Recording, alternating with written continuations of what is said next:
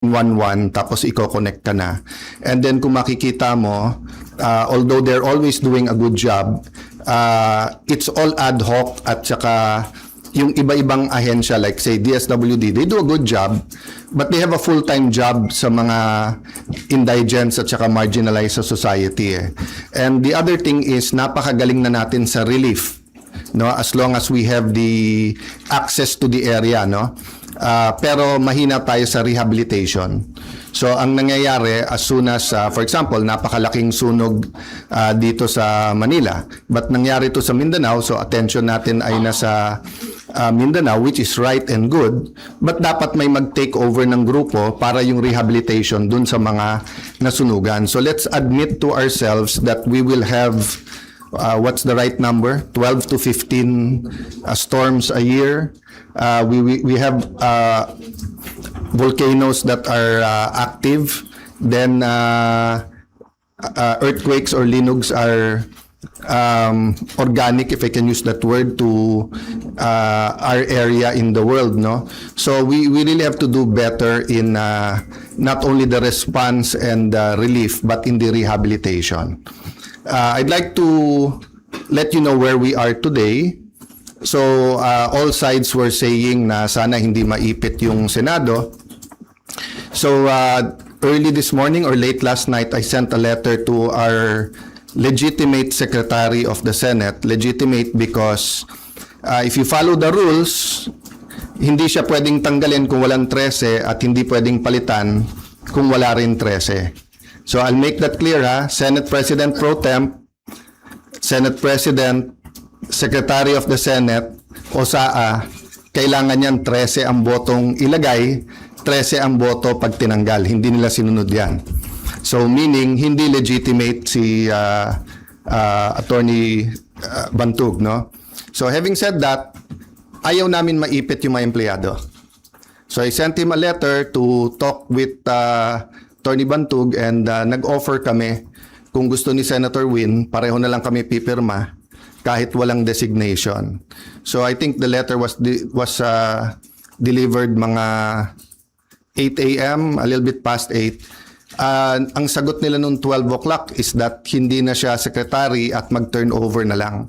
So I really want to avoid sa dami ng problema ng ating bansa that we have to write land bank, maipit yung sweldo ng mga empleyado and everything. And I'll never bend the law, nor will I bend the Constitution, but I will bend backward for our employees para hindi sila maipit sa gulo for as long as it doesn't bend the law. Diba? So kung internal rules or regulation that is not attached to law or it is not morally wrong, that's why I thought of my staff thought of the idea na pag pareho nakapirma para eventually pag nagkaroon ng decision, walang legal infirmity. And it will also prevent yung magfilean yung dalawang kampo ng usurpation. Diba? Kasi of course, as far as I'm concerned, nag-usurp ng authority si Senator Win because he's not really the acting president, pababa. Pero maraming ang problema ang ating bansa, why don't we focus on that? So, apparently, because ayaw nila pumayag, dalawa Senado natin ngayon.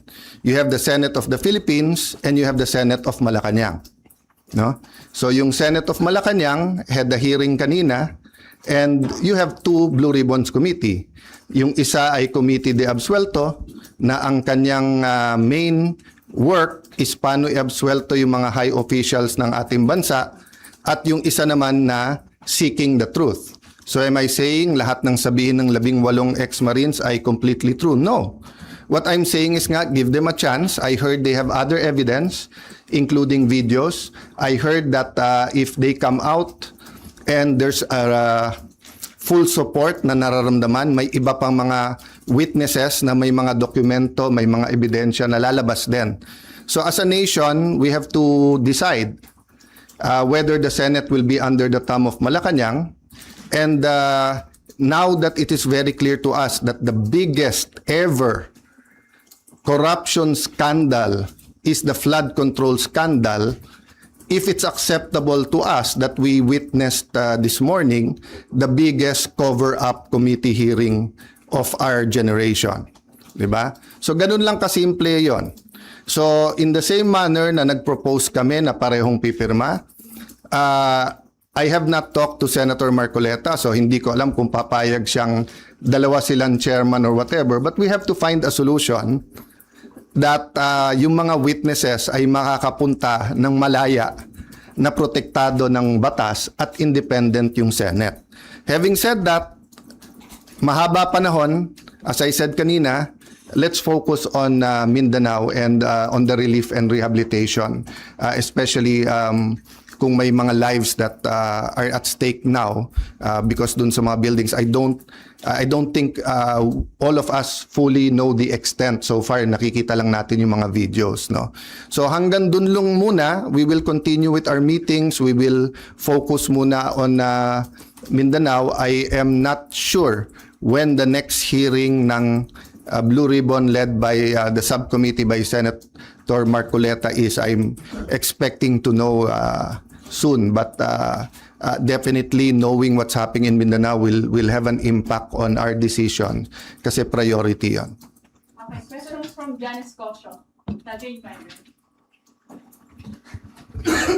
Sir, good afternoon po. Good afternoon. Dalawa lang, sir. Yung comment nyo sa resign call sa inyo, and sabi po ng Malacanang kanina, open si BBM na magpatawag na special session ng Congress. Lalo na po, nabanggit nyo na rin yung nangyari sa Mindanao kanina. And paano po yun kung magkakaroon ng special Unahin ko yung Congress? special session, okay? Yes po. So I had 2 communications with them sa Malacanang. And both cases, sinabi nila sa akin, hindi pa handa yung mga bills na gusto nilang ipapasa para dun sa uplift. So biglang nung nagpalit ang majority, biglang kailangan ng special session dahil may bills na. Actually, kung may official silang bills, dapat na i-file na yon para na-refer na sa committee, di ba? So sabi nila, inaayos pa nila.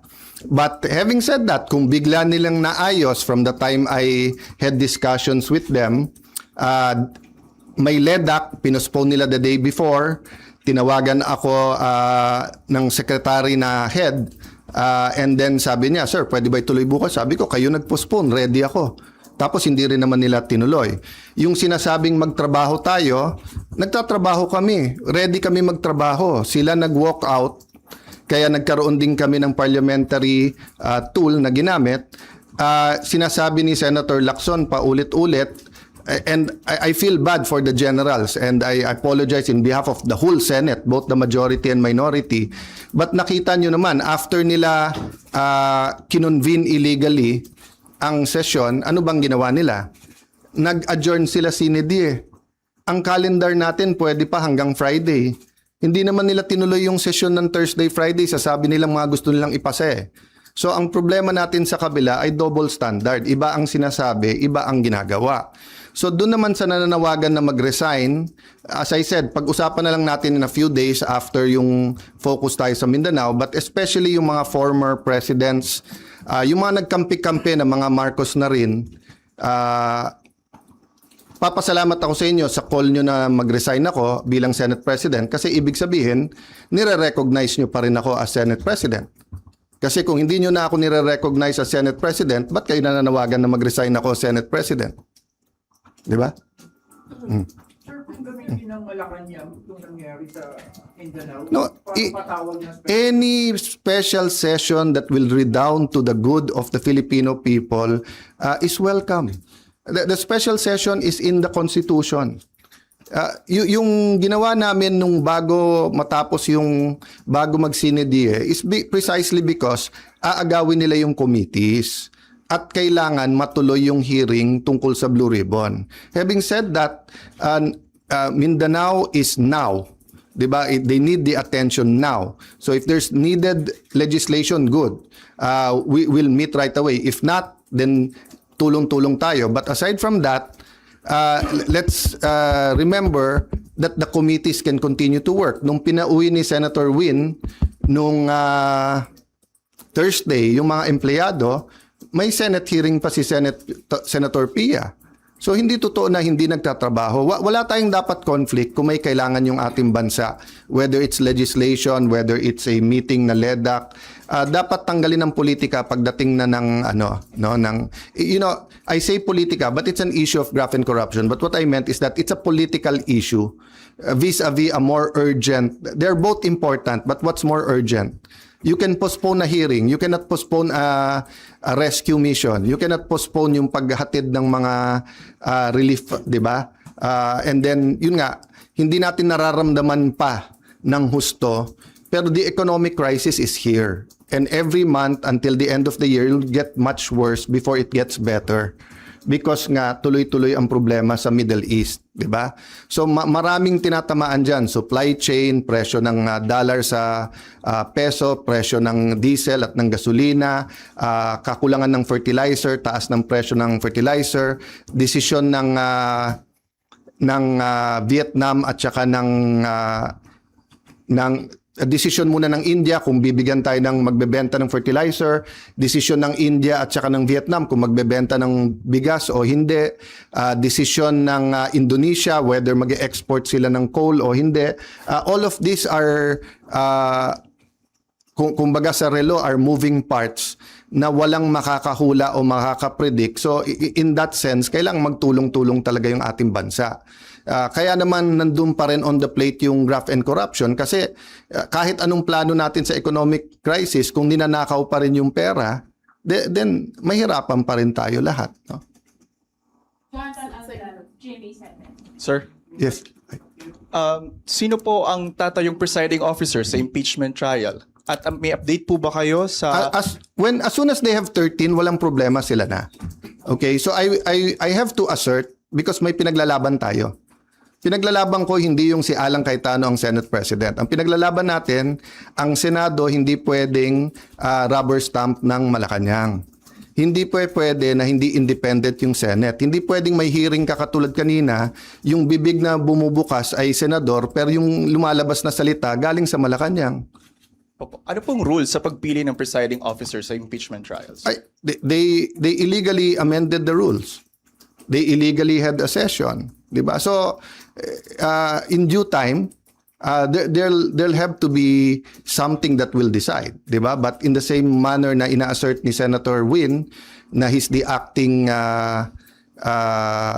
Senate President kahit na walang legal basis whatsoever, I have to assert not for myself but for the truth and for the Constitution. But it's still 1 month 'di ba? At hindi kami nakikipag-agawan sa silya doon. So for example, yung Senate Secretary, dapat siya yung ngayon nag-aayos para diyan sa pre-trial. But nagte-take over sila Attorney Bantog. So we're doing it very patiently because nga we don't want the whole Senate to be affected, no? Paano po yun? Kanina si House Secretary General Sheloy Garafil, nagpasa siya ng manifestation ng House Prosecution Team kay Secretary Yes. Bantog pero hindi niyo po siya kinikilalang SecGen. Yes. Pero ang House Prosecution Team, si SecGen Bantog daw yung kinikilala. That's going to be a problem for at least a few days, maybe a few weeks because we don't expect naman the Supreme Court to rule right away.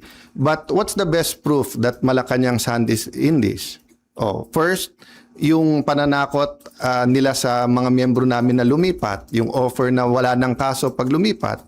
Second, as soon as nila ginawa, naglabas sila na ang House at ang Malacanang ay dun pumapabor. Di ba? Pwede naman mag-neutral ang Malacanang Pwede naman sabihin ng Malacanang, settle it among yourself. Ganon din sa House prosecution. Hindi naman nila gusto ng fair na impeachment. Gusto nila yung may pinipili na silang grupo. That's why sabi ko sa inyo, if I'm wrong, they blame me. Kung tama ako, na from 24 gagawin 22, eventually 18 ang senador, tapos sasabihin nila 12 convicted na. Will that be a fair impeachment process? What will happen to the country if that happens? Then ang kasunod naman is CONAS. No? So give me a few days, pag-usapan natin yan, but let's focus lang dun sa nangyayari. No? But just to answer your question, it will be up in the air. That will be a legal question and we are in the right side. Okay, last question, May Ann. Okay. Spanish TV5. Sir, may we be clarified, yung arrangement na inaalok niyo po kay Senator Win, na dalawa kayong pipirma, ano po ang response ni Senator Win? Sulat around 12 o'clock na sinasabi kay attorney sa ating Senate Secretary Jose Luis Montales that you are no longer secretary, and that Attorney Bantug, and then that basically sinasabi na sila na. Yun din ang sinabi sa USAA, but hindi first-hand knowledge, sabi chain of command. But wala nga sila sa chain of command eh. Kahit anong tingin mo sa rules, hindi nangyari yon. So yung pagwawala nila at pag-walk out nila kasi hindi pwedeng amendahan daw yung rule na ganon-ganon, binaboy nila yung rules on June 3. Diba? So that it's going to be a lingering question. Sorry, how do you treat that? Hindi pumayag si Sen Win sa arrangement na dalawa kayong pipirma sa documents? And paano po yung sweldo nung It's just like the civil rights movement sa US, di ba? From the Civil War until pinasa yung mga civil rights laws, etc., yung may batas ka, alam mo yung tama. Pero yung inaapi pa rin, yung mga minority, yun yung de facto. Di ba? So alam naman natin lahat kung ano tama at sinong tama. Pero ang kapangyarihan kasi nasa kanila eh. Sa kanila ang pulis, nasa kanila ang NBI, nasa kanila ang Malacanang. Kaya sabi ko, lahat ng kapangyarihan nasa kanila. Pero katotohanan nasa amin. So hindi ko pwedeng bitawan yon. Kailangan lumaban tayo doon. Kasi kung hindi, after this, all you have to do is to get one senator plus Malacanang. Hindi na 13 ang kailangan boto, 1 plus 1 lang. 1 plus Malacanang. Sir, so you will still sign? Paano yung mga... That is a practical question na hindi mangyayari because nga from the bottom paakyat dun sa office, di ba? Never naman nila sinurrender yung SP office. Hindi ko namang trinethreaten yung mga empleyado, di ba? But sila, inaano nila yung mga empleyado. Yung ginawa ni Senator Erwin tapos nag-sorry. Bad cop, good cop yon. Sadya yon. I-shock mo na yung mga empleyado, nakakasuhan ka, tawagin mo kung ano-ano. Tapos si Senator Win naman yung mabait. So kahit na nag-sorry siya, natanim na yun sa puso ng mga empleyado. 'Di ba? Kaya nga sa akin, sa mga empleyado, it's a matter of conscience. Sir, so you gave up the signing? No, I'm not giving it up. I'm just saying, malamang hindi dumating sa opisina ko yung pipirmahan. No. But I'm not giving it up. Diba? Kailangan ko i-assert yun. Sir, sorry, ano po ba yung extent nung arrangement na pinopropose po ninyo? Hanggang doon lang sa dalawa kayong magsasign? No, it was a first step lang kasi sinabi nila open sila. Hindi naman pala sila open. Diba? Kasi sabi nila ayaw nila ng gulo. Diba? Sabi nila eventually, kailangan magsama yung dalawang grupo, one Senate tayo. Diba? But mukhang ang utos ng Malacanang, hindi, kayo lang. Kasi nga alam nila na even if we go to the Supreme Court ASAP, it will take time. So in the meantime, they're buying time until they either get one more member or whatever. How will you assert kung hindi darating sa inyo yung pipirmahan? Basta in any way I can. And it's just like yung example na binigay ko sa'yo, whether it's apartheid, whether it's civil rights, di ba? Doon tayo sa tama. Okay, thank you guys. One last. Sandra.